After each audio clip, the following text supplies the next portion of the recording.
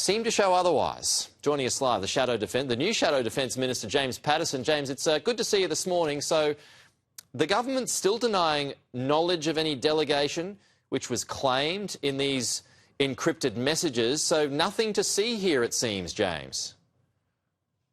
Well, this is just typical of the Albanese government and particular of the Home Affairs Minister, Tony Burke, when it comes to matters of national security like this. They think they can get away with misleading the public. This is not the first repatriation of former ISIS brides to Australia on their watch.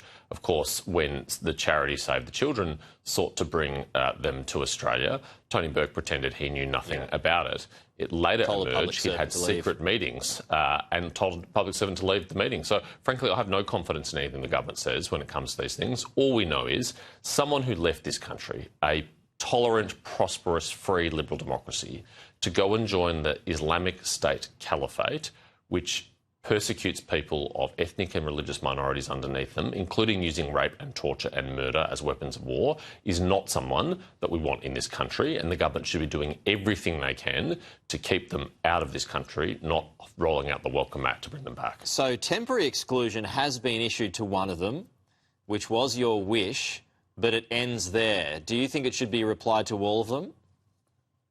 Yes, the short answer is yes. The fact that one temporary exclusion order has been applied to one of these cohorts just demonstrates there is, in fact, a national security risk from these people.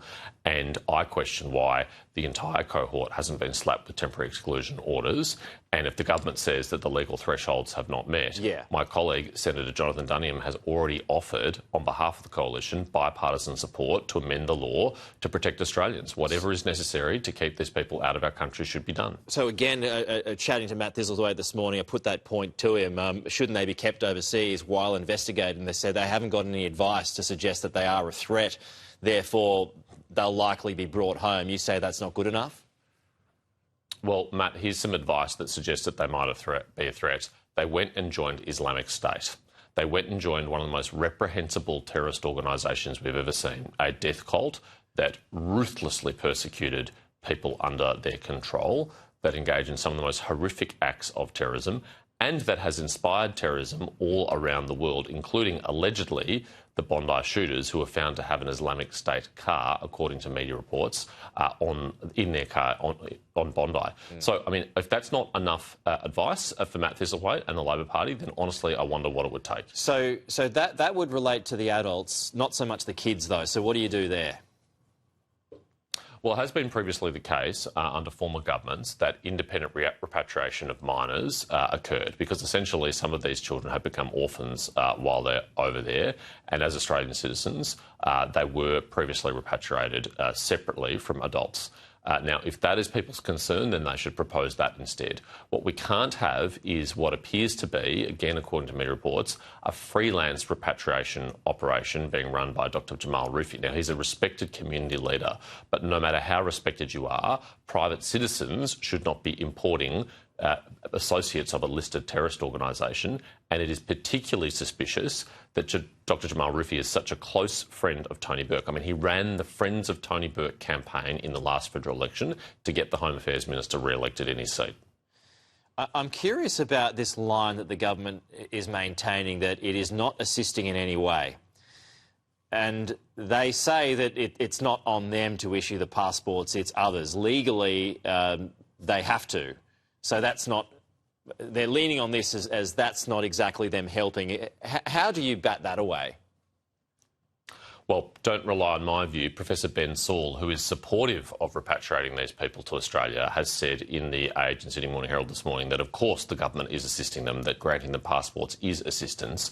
It's also highly likely that the government has, again, provided citizenship by descent documents to any children born overseas to Australian parents. Now, this is not a straightforward process. This is not an easy process, particularly in a refugee camp in a region previously controlled by a terrorist organisation where the Australian government has no presence on the ground.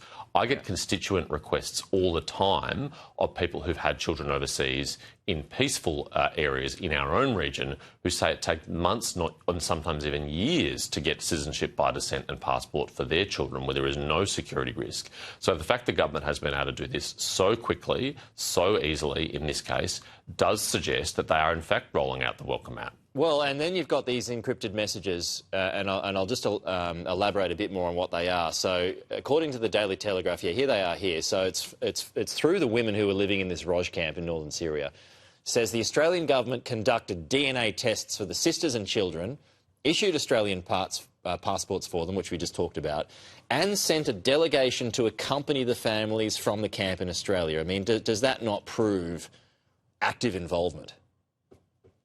Well, if those reports are correct, then yes, that's exactly what it proves. It is a choice of the Australian government, either DFAT or Home Affairs or another agency, to send Australian officials in, I understand some years ago, to conduct these tests. There's no law which compels them to do that. And frankly, it's quite a dangerous area to operate, and you are taking risks with Australian government personnel if you're sending them in. That's a choice. That is a choice that this government appears to have made based on those media reports, and therefore it appears that they do want to take steps to facilitate the return of these people, despite what the Prime Minister has been disingenuously saying. And just getting back to the point, I mean, even though it denies it and it leans on the legalities of it all, whether it's DFAT or whether it's Home Affairs, foreign whatever, if you need to issue a passport, that in itself is government involvement, is it not?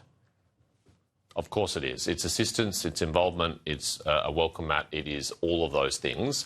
If the Albanese government really wanted to keep these people out of our country, they could do so. It's very clear that's not what they want to do.